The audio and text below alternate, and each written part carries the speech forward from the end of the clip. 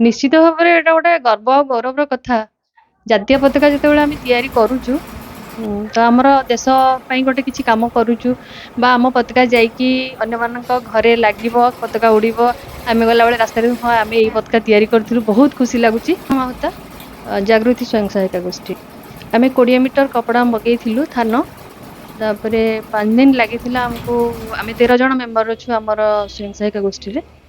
ତ ଆମକୁ 5 ଦିନ ଲାଗିଲା। ଆମେ ସମସ୍ତେ ମିଶିକି କାମ କରିଛୁ ରାତି ଦିନ। ତାପରେ ଦେଶ ପାଇଁ ଏଇଟା ଗୋଟେ କାମ ବୋଲି ଆମେ ଭାବୁଛୁ। ଆଉ ତାପରେ ଆମର ମୁଖ୍ୟମନ୍ତ୍ରୀଙ୍କୁ ଧନ୍ୟବାଦ ଦବୁ ଆମେ, ଯେହେତୁ ଆମକୁ ଏଇଟା ସୁଯୋଗ ଦେଇଛନ୍ତି, ପ୍ରତ୍ୟେକ ସ୍ୱୟଂ ସହାୟିକା ଗୋଷ୍ଠୀ ମାନଙ୍କୁ କାମ ଦେଇଛନ୍ତି କରିବା ପାଇଁ ଏଇଟା।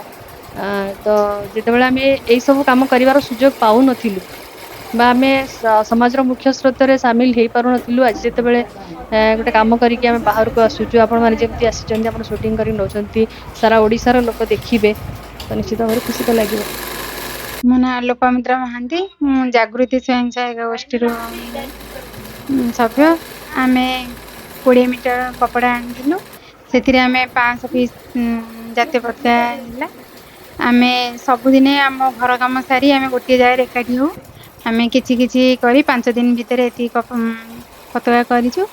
ଜାତୀୟ ପତାକା କରିବାର ସୁଯୋଗ ଆମକୁ ଦେଇଥିବାରୁ ଆମକୁ ବହୁତ ଗର୍ବ ଅନୁଭବ ହଉଛି। ଯାହା ହଉ ଆମ ପତାକାଟା ଚାରିଆଡେ ଲାଗିପାରିବ, ସେଥିପାଇଁ ଆମକୁ ଖୁସି ଲାଗୁଛି।